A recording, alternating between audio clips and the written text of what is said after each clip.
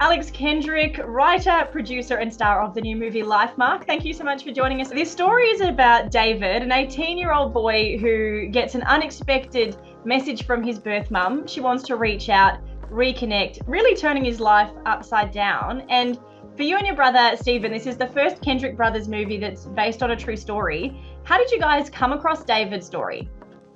Wow, we were finishing the movie Overcomer a few years ago. And when we were done, Kirk Cameron gave us a phone call. He said, guys, I'm in a puddle. I'm crying my eyes out in my living room. I've just watched this phenomenal documentary called I Lived on Parker Avenue. You got to watch this. So we did. We watched it and it grabbed our hearts. It's about an 18-year-old girl who at the last second rolls off the abortion table, tells the doctor, I don't want to do this. I'm going to place my baby for adoption. So she does. The baby is adopted by a Christian couple that could not have their own children. They named the baby David. When they raised David in this loving home, he ends up meeting his biological mother when he's about 18 or 19 years old. Well, the biological mother, named Melissa, thought David would hate her for the decision she made. But the opposite was true. He wraps her up in a loving hug, says, thank you for the decision you made. I'm so grateful for my family, for being adopted. And it just melted her heart. Now, some other surprising things happened in that process as well that we put in the movie that really happened. So I'll save those for people that see the film. But when we saw this, we said, wow, we got to meet these people. So we did. We've met them, and we made this into a movie with Kirk Cameron, and it was just such a joy to make. The fact that it was a true story, and it screams that life is beautiful, valuable, and there is hope. And so can't wait for your audience to see it. And in the Australian context, stories like this, I think, are going to be so uplifting, and they're telling things that many audiences around the world can resonate. What was it for you personally that really stood out to you as a reason why you wanted to be part of telling this story? Well, in our day and age, our cultures are fighting over whether we should have the right to abort or let these children and babies live. And we believe that life is a gift from God, that it is priceless, and that who are we to say we don't want the next generation to live because it's inconvenient to us? And, who's going to look out for these developing children that should be able, given a chance to live and to honor the God who gave us the chance at life in the first place. So, but we don't want it to get all political. We don't want it to get in all those heated debates. So we said, you know what? The best thing we can do is to do so with compassion, love, and truth. And so that's why we wanted to make this movie. The fact that it's a true story, it's hard to argue with a true story. So we just tell it the way it happened. And it's exciting. There's, all this action. There's skydiving and cliff jumping and ATV racing through the woods and things that were really a part of the real people's family. So we said, well, let's stick it in the movie. And so making this movie, and by the way, we invited the real people on set with us to help us make the film. And it was just an incredible scenario. Kirk Cameron, who's adopted 4 kids in real life. The woman that plays his wife in the movie has also adopted 4 children in her family in real life. So our whole cast and crew just believed in this story and found it beautiful. And I hope that those who see it in Australia are also inspired. And talking of ATV racing, your character ends up on an ATV and does race through the woods. Was that really you? Did you really do that? I did, and it was a lot of fun to do that. Now, I will admit, I did run into the camera one time. The truck I was chasing with the camera on the back of it, when it slowed down and I was going too fast, I ran right into the camera. But we decided to keep going, and so we had to get part of it fixed, and that was certainly my fault. But the movie, the cliff jumping, the skydiving, all that stuff was fun to shoot, and it looks great on film.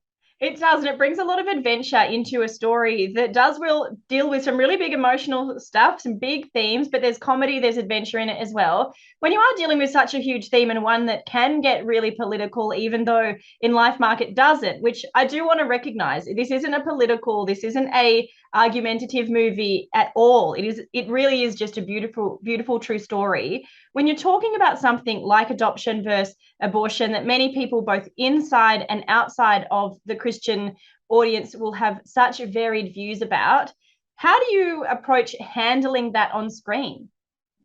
Well, it's important to us to do so with compassion, grace, and love. And I think when people see that, it helps them to drop their guard. We're not coming into this film preach at people, to hit them over the head with anything. We're just presenting a true story the way it happened, because it speaks volumes of itself.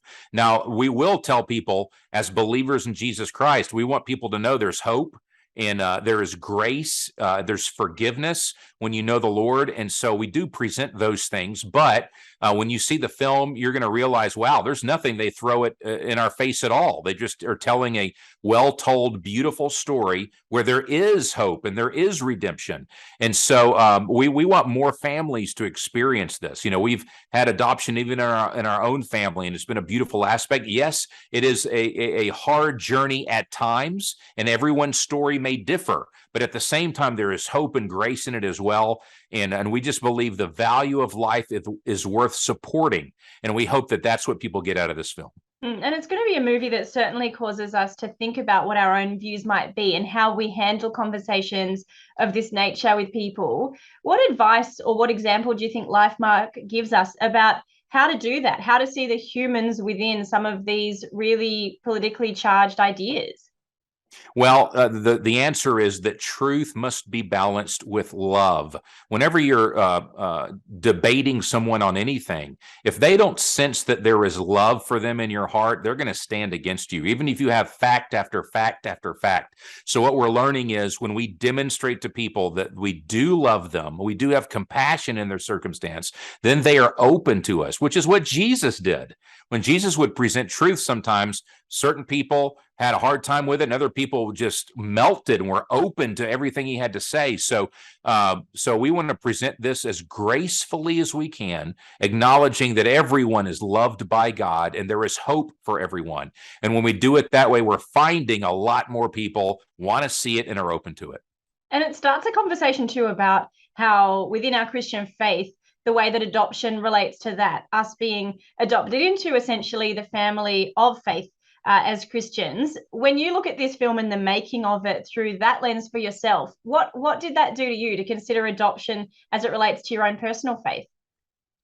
Well, you know, in Ephesians, it reminds us that spiritually we're adopted, and the fact that when I go through Jesus Christ, that God has welcomed me into his family, and I will have an eternal home in heaven, and I'm right with the Lord because of what Jesus did for me. So in one sense, I am adopted in a spiritual sense. And then in a physical sense, it's such a beautiful picture of taking sometimes a messy situation and adding love and hope to it. And so that analogy was so beautiful for me, and we found it beautiful as a cast and crew. So it was a joy making Lifemark. And again, I hope the audience sees that as well. And it's been so many years that you and your brother have been making movies. I think of Facing the Giants and Courageous and War Room. There's so many others in the mix as well. Tell us, though, how did you actually get your start? Because that's something that not as many people would be aware of. I wanted to make movies since I was a kid, except I wanted to make a certain type of movie and just ask God to bless what I wanted to do. And I found that God wasn't very interested in that. So I said, well, God, what do you want me to do? And then suddenly he became very interested and started opening doors for me. So I learned if you want God's favor and blessing, it's important to release what you want to do and ask God if it's okay, or if he wants to replace it with something else. Well, we learned that God's favor and blessing is the greatest asset we could ever have. So we should chase that more than anything. And that means honoring him the whole way through. But we love doing that. We love when God does things that are beyond what we could ever ask or imagine. And so I would say to anyone out there, whatever you've got in your heart to do, are you willing to submit it to God, even if he takes it from you? Because he's got something better if he does. And if he doesn't, and he wants you to do what that's in your heart to do, trust him with how to do it. Because you want God's blessing, his protection, his favor on you. And again, that is just a priceless attribute of walking with the Lord. Has it always been easy to work with your brother, Stephen? Well, Stephen and Shannon, we're on one team, the Kendrick Brothers. There's actually three of us, and it is an honor to work with my brothers. We're all different enough where we add different things to the plate, you know, and so we're not exactly alike. And I like that fact that each of us has a strength. And so it's fun having those three ingredients to do movies together, books, curriculums, things like that.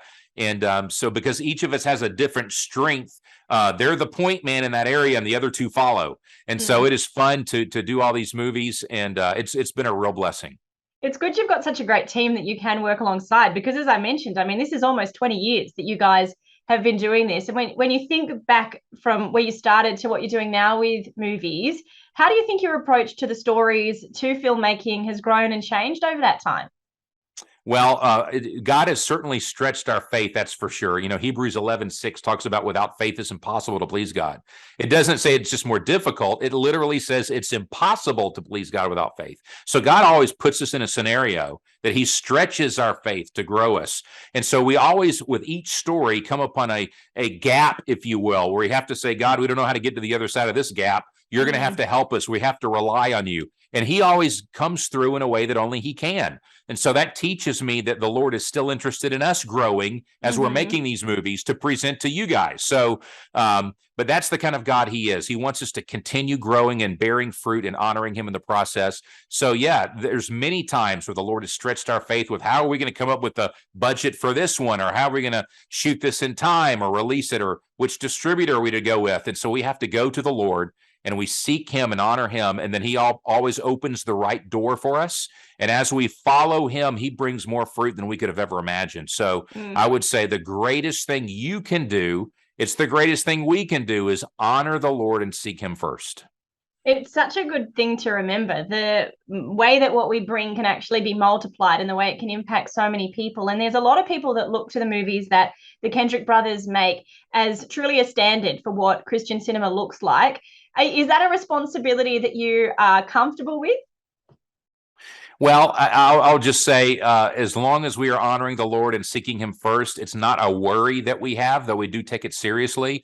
If anything, we want to inspire more people to jump in. We don't want to be the only Christian filmmakers. There's plenty of room for many, many more people to jump in. So you are welcome to jump in, and we want to support and help others as well. And so we're excited about the future of Christian filmmaking. Again, we're trying to diminish the cheese, if you will, and amp up the power and the quality. And so we're still growing ourselves, and can't wait to see what the future holds. That has always been, unfortunately, one of the biggest criticisms of any Christian production is whether it's cheesy or, does it resonate with the realities of life, particularly when you've got to, in many instances, cater it for a G or a PG rating, that, as we would classify it here in Australia. Do you see that criticism as something that you pay much attention to, that you try to work with, or how do you approach the pushback that Christian cinema can get? Sure. Well, initially it upset me because even the early movies that we made, I didn't want cheese in our early movies. And yet there are times when it was there. And I realized that it's very, very difficult to tell a very authentic, inspirational story without any cheese in it. It's very hard to do that. But we are learning and hopefully getting better at it as the movies go on. And we are encouraging other people to, man, lay the groundwork in prayer first. Ask God to help you learn as quickly as possible and do the best job you possibly can. Don't sacrifice anything. But all of us, you don't start running. You usually start crawling, then walking, and then running. And all of us have to go through those steps. But at the same time, we're going to keep moving forward. We're inviting more people to go along the way. And again, I can't wait to see what God does in the future. And we've got a lot more movies in us as well. Yeah, and you've said you are excited about the future of Christian cinema. What do you think, or what stories rather, would you like to see the church being part of telling, particularly as the world gets more complicated, as we do have more conversations about big ideas and wrestle them back and forth? What would you like to see coming out of people creating it from a church perspective?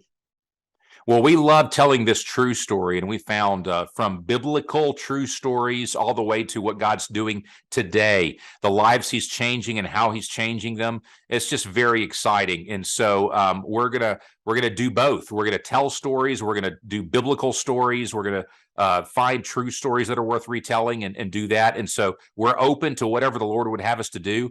But I'm excited about all of it, honestly. I love sharing stories that are touching the heart and drawing people to a closer walk with God.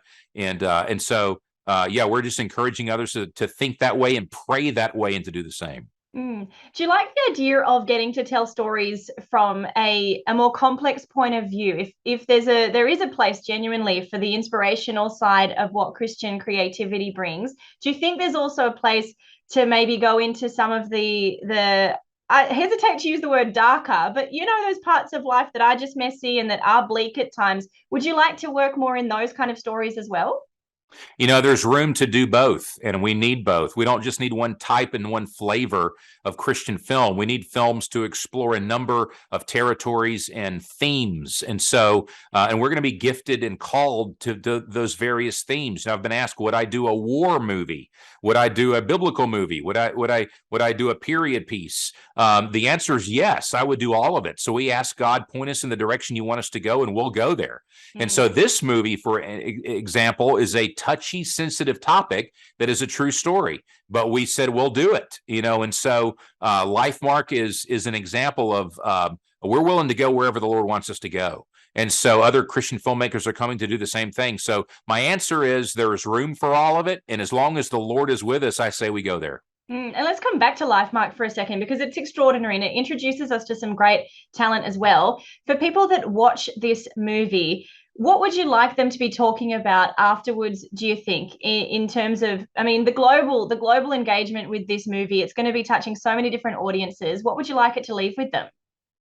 Even if somebody's going through a hard time, if they have an unplanned pregnancy, if they have a regret over a past abortion or a family issue, that there is hope, that God can go to those sensitive places of our heart, that we may have old scars emotionally or psychologically, and God can bring healing to those areas, just as he did in this family.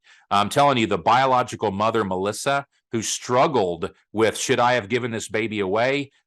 Should I feel guilty for walking even in an abortion clinic? The Lord has done a remarkable work in her heart and in her mind. She shares that today, and she's helping so many other women with that. That Jesus is not just the Jesus that walked on water and took our 5 loaves and 2 fish and fed thousands. He is the Jesus that also heals the heart and brings forgiveness and redemption, and he is a God that can do anything. And so there is no hurt or scar that you can have in your heart that Jesus cannot heal and help you with. So he is still worth going to, no matter what your situation is. We have seen that even in our movie making. We have seen that in the lives of people we've interacted with, and there is always hope when you turn to the Lord. Well, Alex, thank you so much for bringing some of it to light in Lifemark, and for taking time to chat with us today. Really appreciate your time. God bless you. Good to speak with you.